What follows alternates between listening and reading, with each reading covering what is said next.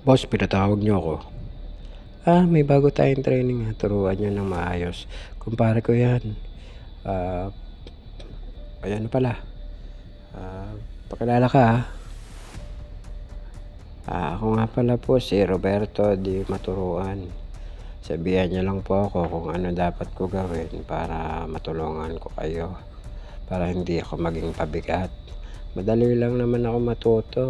Sige pre, punta na kami sa site para makapagsimula na kami. Sige.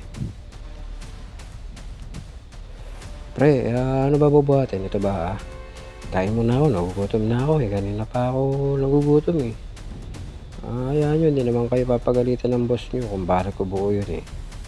Hayaan nyo, hindi kayo papagalitan nun. Ano ba yan pre, kapapasok mo lang, direct time ka agad. Dami natin gagawin eh. Kaya nga tayo kumuha ng helper para makatulong eh. Ulit tayo pa tuturuan.